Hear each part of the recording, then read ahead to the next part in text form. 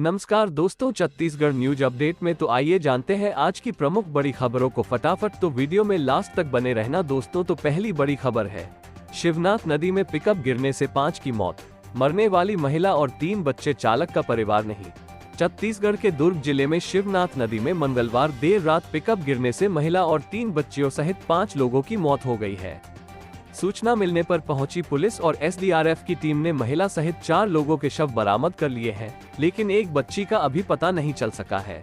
बताया जा रहा है कि पिकअप सवार सभी लोग देर रात राजनांदगांव स्थित कजीनर ढाबा से खाना खाकर लौट रहे थे। तभी पुलगांव बाईपास पर पुराने पुल के पास बैलेंस बिगड़ने से हादसा हो गया। चालक की पहचान दुर्ग बोरसी निवासी ललित साहू 40 वर्ष के रूप में हुई है। वो मूलतः सकरौद गुंडरदेही का रहने वाला था। गाड़ी में ललित के साथ एक महिला और 2 बच्चों के शव भी मिले हैं।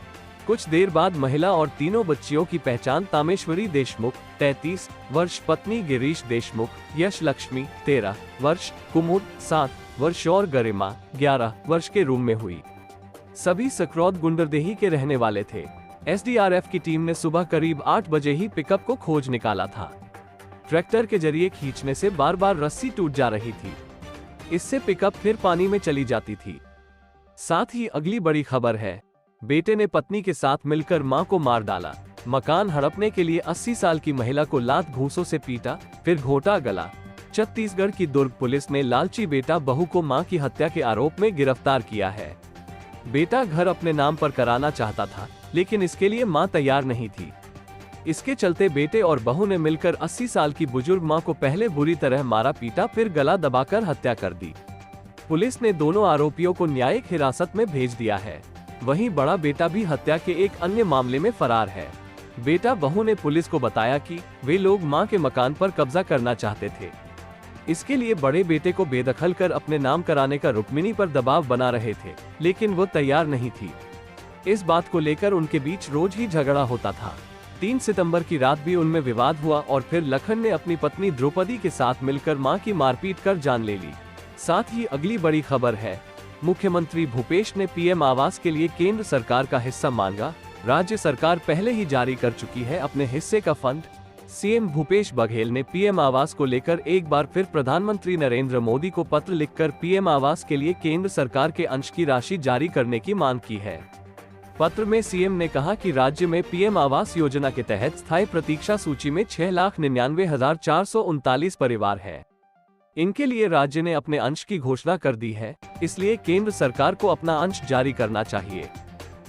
इसी के साथ अगली बड़ी खबर है, छत्तीसगढ़ में अपहरण के बाद राजस्थान के किसान की हत्या, कार से उठा ले गए बदमाश, मारकर सड़क किनारे फेंक दी लाश, 2 अरेस्ट। छत्तीसगढ़ के बिलासपुर में सब्जी की खेती करने वाले राजस्थान के किसान को अगवा कर उसकी हत्या कर दी गई। सब्जी की कीमत को लेकर हुए विवाद के बाद मध्य प्रदेश के जबलपुर के सब्जी कारोबारियों ने मिलकर उसका अपहरण कर लिया। आरोपियों ने रॉड से उसके सिर पर हमला कर उसे मौत के घाट उतार दिया और शव को सड़क किनारे फेंक दिया। इस वारदात को अंजाम देने वाले 2 आरोपियों को पुलिस ने गिरफ्तार किया है। वहीं 2 आरोपी फरार हैं। घटना तखतपुर थाना क्षेत्र की है। राजस्थान के भगवान विश्नोई जुनापरा चौकी क्षेत्र के बासाझाल गांव में 60 एकड़ जमीन लेकर फार्म हाउस बनाया है, जहां वो सब्जी की खेती करता था।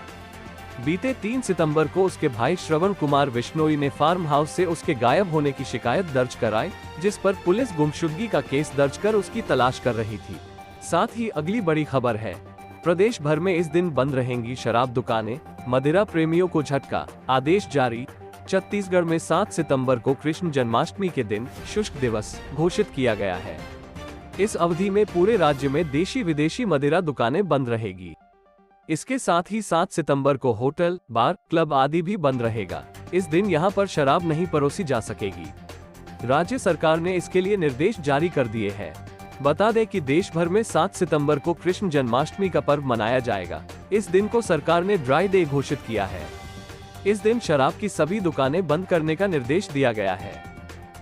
इसी के साथ अगली बड़ी खबर है, डीएओ ने प्रधान पाठक को किया निलंबित। शराब पीकर स्कूल आने पर 8 महीने बाद हुई कार्रवाई। प्रधान पाठक पर निलंबन की गाज गिरी है। कोटा विकासखंड के मझगांव के स्कूल में शराब पीकर आने के मामले में शराबी प्रधान पाठक को डीईओ ने निलंबित किया है। ये कार्रवाई शिकायत की जांच के 8 महीने बाद हुई है। जानकारी के अनुसार कोटा विकासखंड के शासकीय प्राथमिक शाला मजगांव के प्रधान पाठक रुस्तम सिंह खुसरो पर शराब पीकर स्कूल आने का आरोप था। शाला विकास समिति और ग्राम पंचायत प्रतिनिधियों ने बीते जनवरी माह में इसकी शिकायत की थी।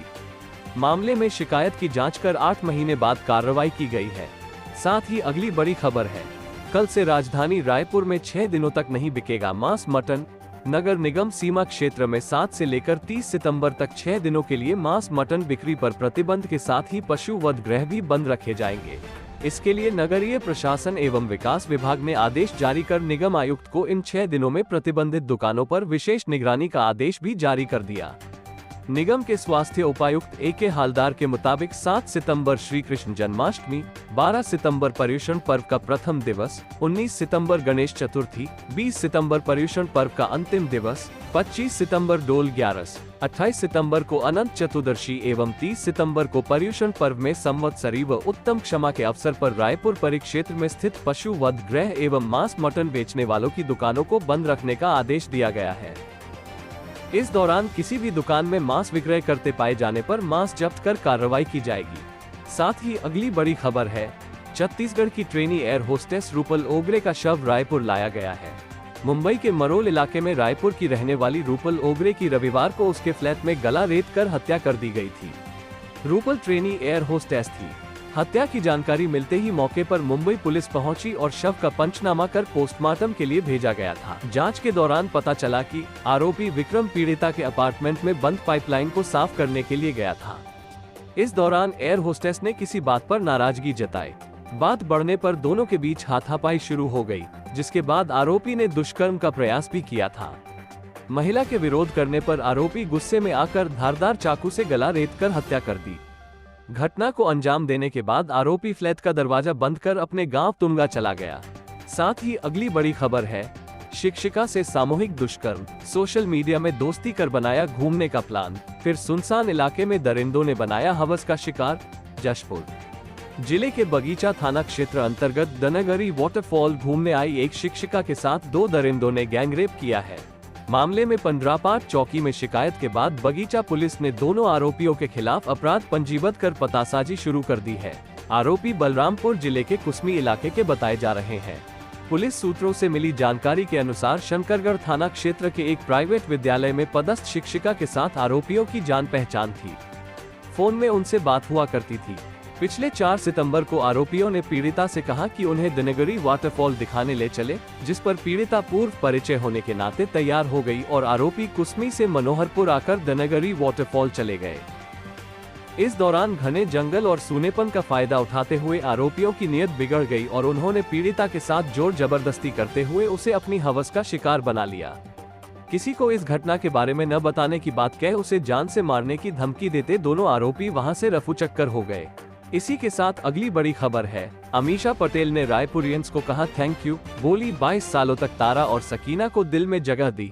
गदर 3 के बारे में बताया। Raipur art, literature and film festival के समापन समारोह में शामिल होने बॉलीवुड एक्ट्रेस अमीषा पटेल पहुंची। उन्होंने इस फेस्टिवल की विनर रही फिल्मों को अवार्ड देकर सम्मानित किया। इस मौके पर अमीषा पटेल ने कई सवालों के जवाब भी दिए। रायपुर में 3 दिवसीय फिल्म फेस्टिवल का आयोजन किया गया था। इसका समापन मंगलवार को लाभांडी के एक निजी होटल में हुआ। कार्यक्रम का आयोजन छत्तीसगढ़ शासन के संस्कृति विभाग और छत्तीसगढ़ टूरिज्म बोर्ड के सहयोग से nature friends social welfare organisation की ओर से किया गया था। साथ ही अगली बड़ी खबर है, जहरीली शराब मामले में बड़ा खुलासा। प्रेमी के लिए पति को पिला दी जहर मिली शराब, पति के साथ 2 दोस्तों ने भी पी ली, इसलिए गई उनकी जान। जहरीली शराब की वजह से जांजगीर चांपा में लगातार लोगों की मौत की जानकारी सामने आ रही है। इसी बीच जिले में प्रेम संबंध के चलते पत्नी ने प्रेमी के साथ मिलकर पति को जान से मारने का प्लान बनाया। इस प्लान को अंजाम तक पहुंचाने के लिए पत्नी ने शराब में जहर मिलाकर दे दी।